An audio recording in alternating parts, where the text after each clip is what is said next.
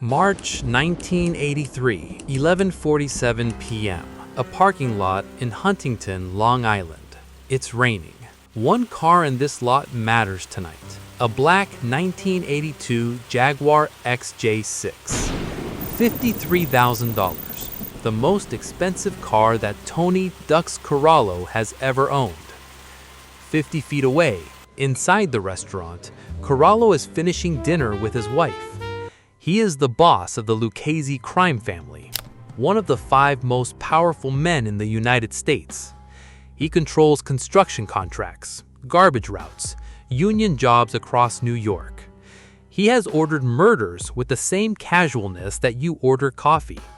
For 40 years, no prosecutor has been able to touch him. Outside, in the rain, 2 men are crouching next to his car. One man presses the door mechanism before pulling the handle, a technique that prevents the interior light from activating. The other unfolds a plastic sheet and lays it carefully over the seats. Rainwater from their clothing cannot spot the upholstery. Corallo cannot know anyone was inside. One of the men has a stopwatch. They have 15 minutes. Inside that dashboard, before those 15 minutes are up, they will install something so small you could hold in your palm, a radio transmitter. And for the next 4 months, every word spoken inside that Jaguar will be broadcast in real time to FBI surveillance cars running 3 blocks behind. What Tony Dux Corallo says inside his Jaguar over the next 4 months will send him and every other American mafia boss to prison for the rest of his life. This is how the FBI used a device the size of your fist hidden inside a car to destroy the most powerful criminal organization in American history.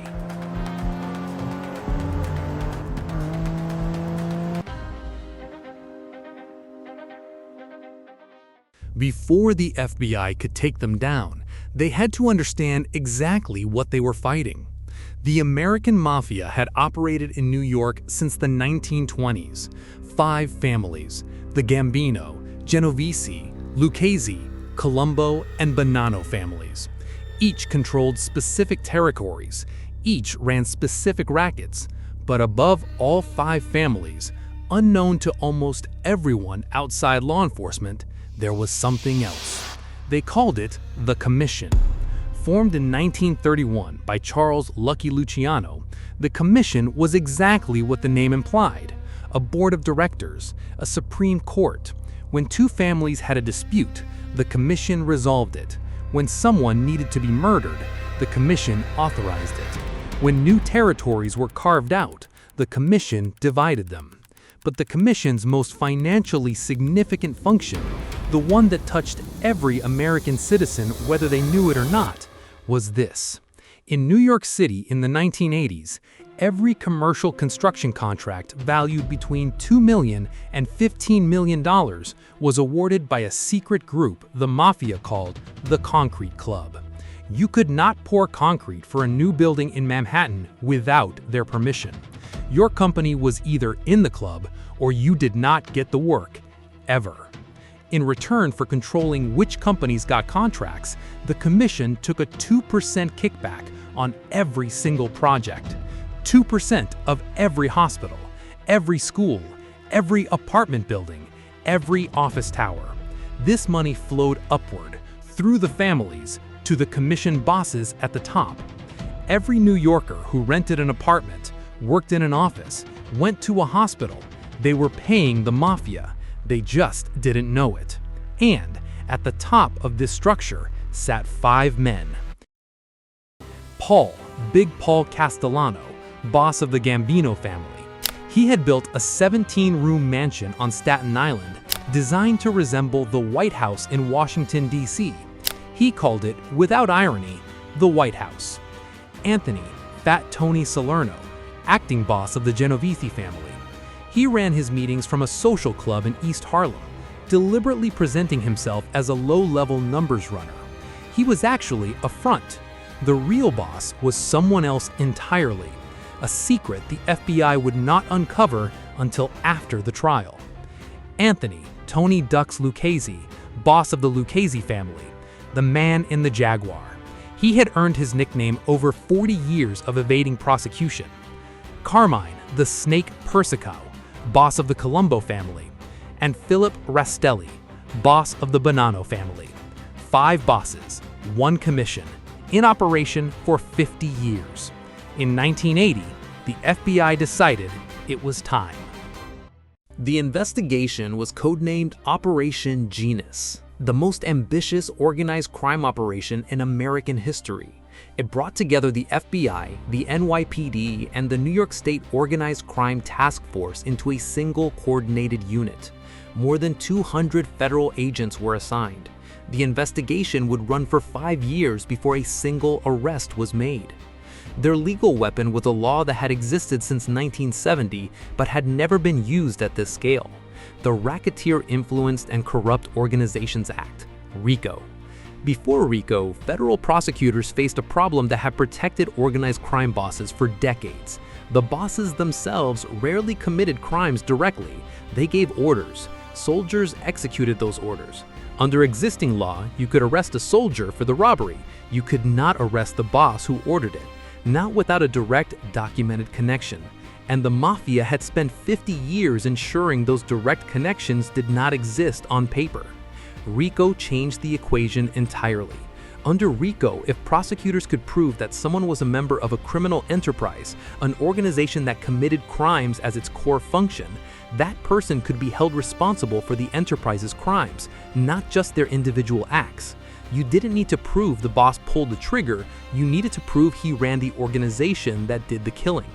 But to use RICO at this scale, the FBI needed evidence that the commission itself existed as a criminal enterprise, and that evidence could only come from inside the Mafia's most private conversations. Between 1980 and 1985, the FBI obtained 171 court-authorized wiretaps. At peak surveillance, they were running 25 simultaneous bugs, microphones and transmitters planted in social clubs, in vehicles, in private residences across the city. Thousands of hours of recorded audio. Agents listened in shifts, waiting through hours of mundane conversation, discussions of horses, weather, sports, for the moments when the bosses discussed business. The man responsible for physically installing these devices was Joe Cantamessa. His cover was a working man's cover. He could fix televisions, repair telephone lines, install cable equipment. His actual job was to enter the most dangerous environments in New York and plant listening devices while the people who owned those spaces slept or ate dinner nearby. He once described his method: "I'm making this up as I go along." The problem with Tony Ducks Corallo was fundamental. He never discussed business on the telephone. He avoided fixed meeting locations. He rotated his schedule. He was, by FBI assessment, one of the most surveillance-resistant organized crime figures they had encountered. But Corallo loved his car. He assumed, as nearly everyone in 1983 assumed, that a moving vehicle was the one space that could not be monitored. Conversations in a car were conversations that disappeared. No microphone could follow you through the streets of New York. He was wrong. On that rainy night in March 1983, Cantamessa's team had identified the parking lot outside the Huntington restaurant as their opportunity. No cameras, no attendant.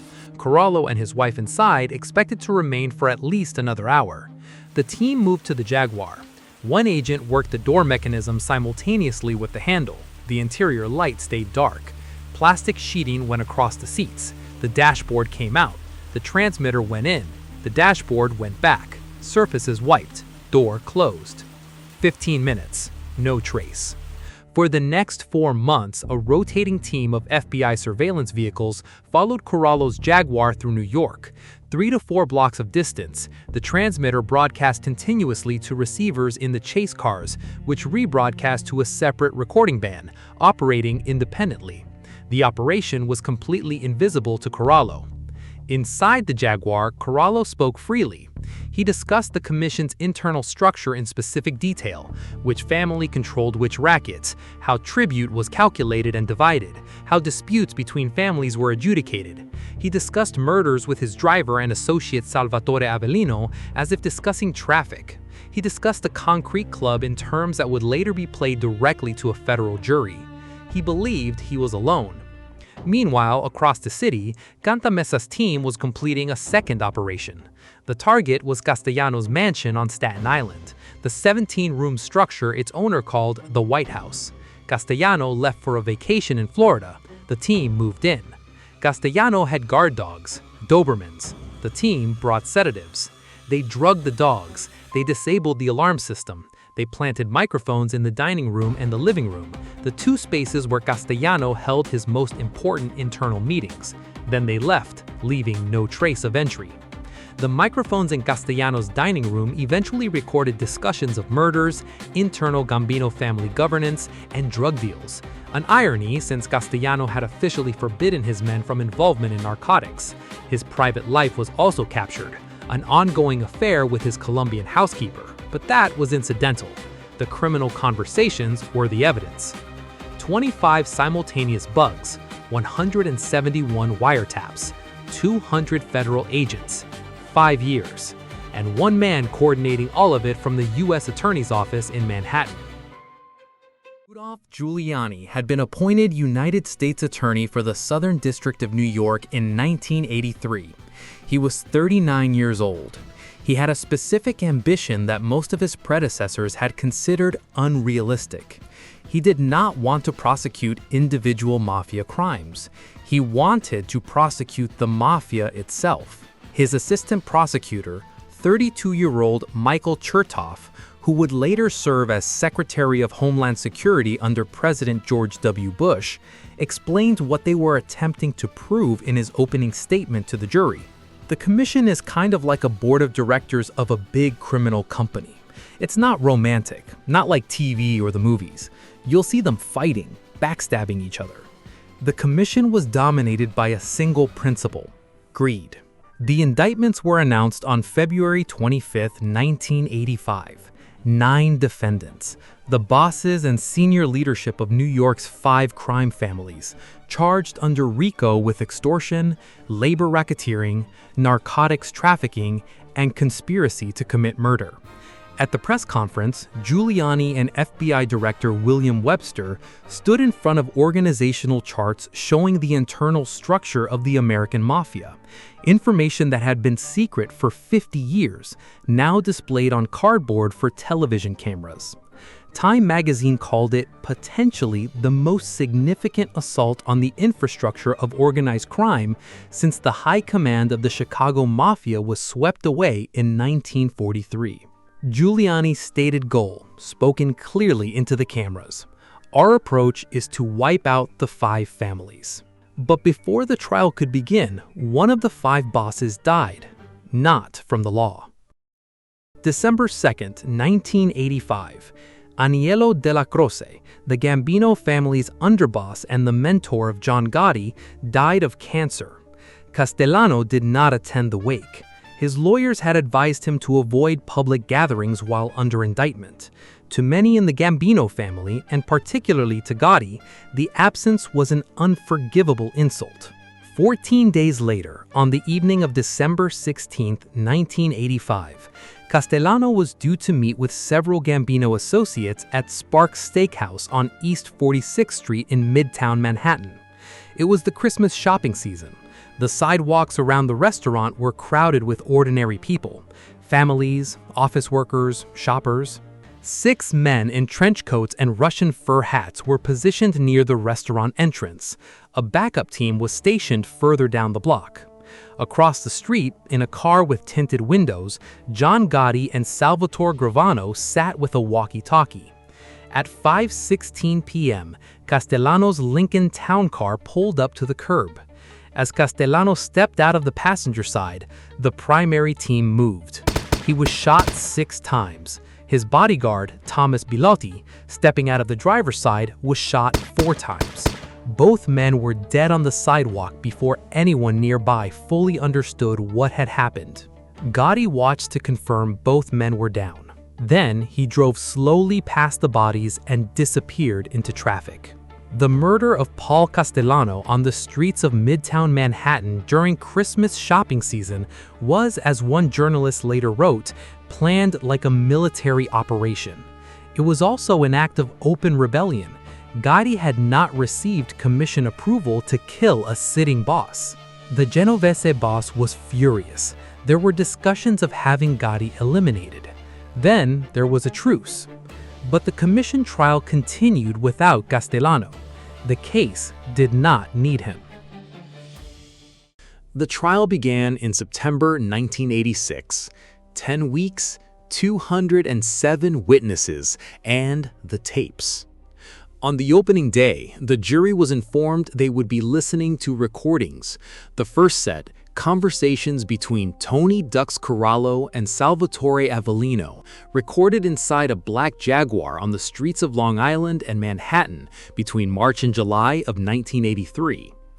Corallo's own voice, speaking casually about murder and racketeering, was played in a federal courtroom.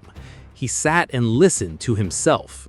He had believed when he spoke those words that he was completely safe inside his car.